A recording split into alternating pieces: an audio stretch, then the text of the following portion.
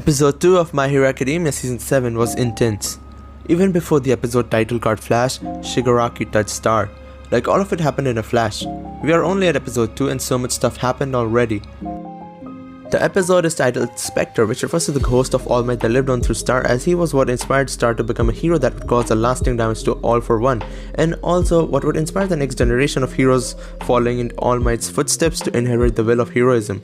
The episode begins with a monologue from Star and Stripe, setting a tone of defiance against those who doubted her. Some moments of her with her bros while training. They talk about her quirk, that while at first glance New Order looks really powerful, but even so it has a limit. Star then talks about how people blame the reason for her not being that strong is because she's a girl. I love that her team tells her not to worry about it, and they acknowledge her for being already strong and powerful for who she is. And the real problem was just that she always kept constantly comparing herself to All Might, but she shouldn't get worked up about it. Next up, we continue with the fight of Star and Shigaraki, and some of these sequences of Star looked absolutely phenomenal. They were able to do so much with such limited manga panels, and anytime Star appeared on screen, the art always looked absolutely top tier, resistant and bold. Studio Bones put so much effort into making her look amazing. Star plans to grab on the missiles, and Ethan also gets added into the scene of them all realizing that both parties are forcing each other to play twisted games with each other on who will be able to get the upper hand on this crucial moment. Star gave up on the laser to catch the Tiamat and successfully caught it, turned it and threw on Shigaraki, and boom, there we go back to 1945.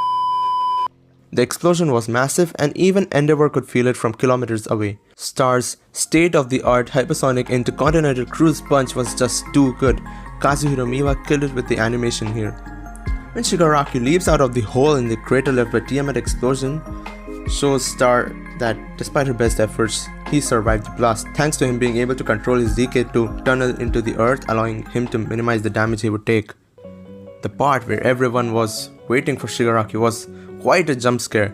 A burned Shigi jumped out, and this scene was one of my concerns when this came out 2.5 years ago. Like, this panel. I thought Bones would straight up cut this out, but no, they actually adapted it and did a kind of smart censorship. I mean, he's supposed to be burnt, so it's okay, but in the manga it's clear that Shigaraki has a lot more flesh and bones revealed than his more crispier anime counterpart, but it wasn't that bad that I'd say this is straight up bad. I don't think it takes all that much away from the fight, as it's greatly adapted and wasn't on the level of censorship Shigaraki got in season 6. Bruh. Shigaraki jumping from one jet plane to another, he's like a wild predator about to attack its prey. It was a very cool sequence, truly a great work of 2D and 3D blending together. Shigaraki touches Star and the episode title card drops. Shigaraki is finally able to get his hand on Star's quirk and DKing her in the process. All for One states that he originally planned to perfect Shigaraki's body and steal One for All before challenging New Order. We get an added scene of Shigaraki standing over defeated Deku in this scene, and he's wearing his previous costume, which makes sense as this was the last time Shigaraki saw him in the Paranormal Liberation War arc.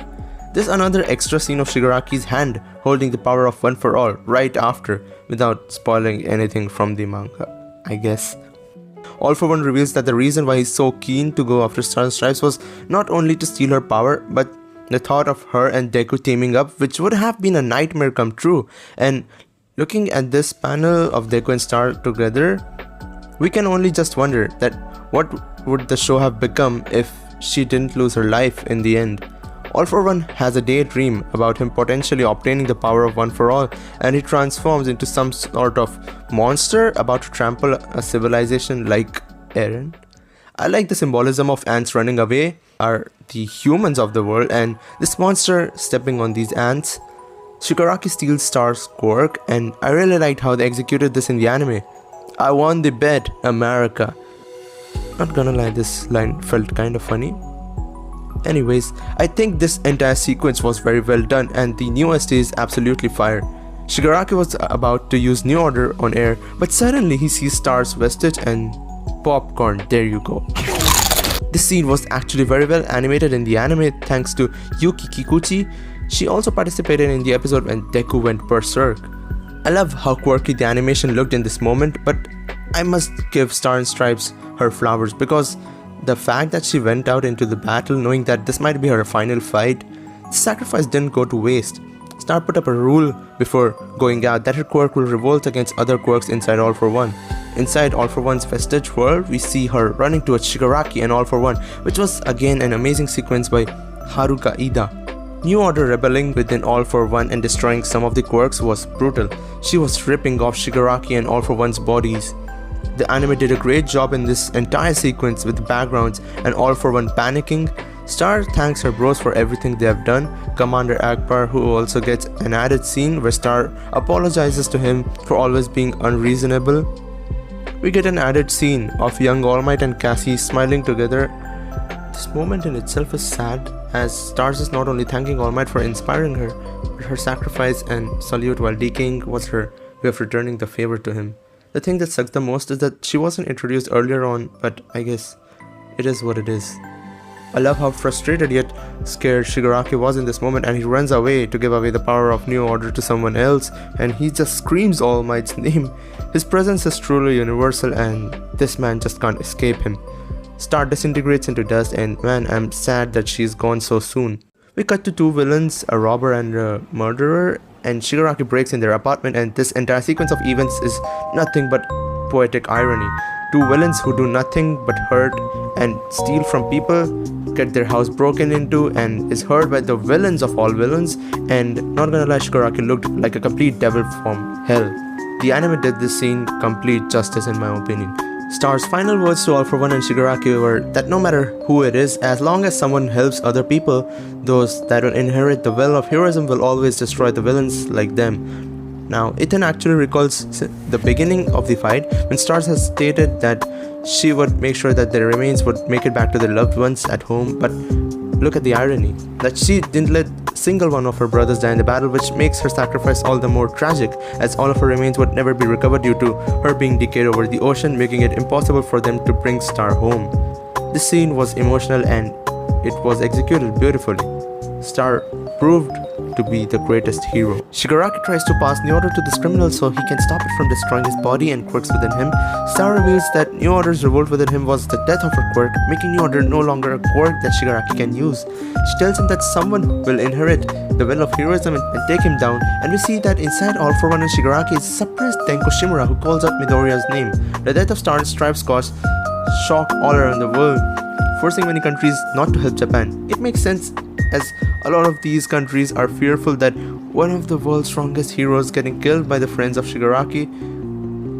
What could they possibly even do to help out Japan? And should instead focus on protecting their own countries. And now, fortunately, Star's team got some important data from the battle, and Shigaraki won't be able to move for a week, so that gives all the heroes in Japan a week to hone their skills and practice. And according to All Might, this is a once-in-a-lifetime opportunity, and they should make full use of it.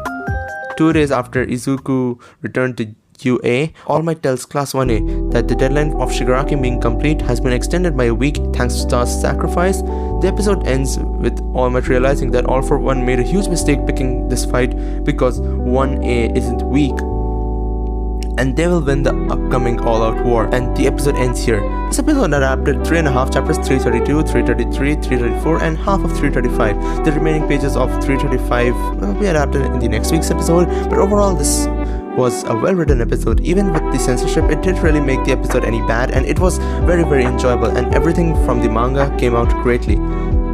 Let us hope Studio Bones remains consistent with the animation quality of the future episodes. This episode's impact is undeniable. The emotional weight of Star's struggle, the raw power of Shigaraki, and the sheer desperation of the fight are captured in every frame. A powerful episode with powerful direction. An incredibly vast selection of animation directors with both Yoshihiko Umakoshi and Noriko Morishima showcasing the best they have to offer. Umakoshi did justice with some of Shigaraki's shots. I will give this a solid 9 out of 10. Anyways, do let me know your thoughts on the Shigaraki vs Star and Stripe fight in the comment section below, and let me know if you liked it or hated it. And I'll see you guys next week for MHA. Sayonara.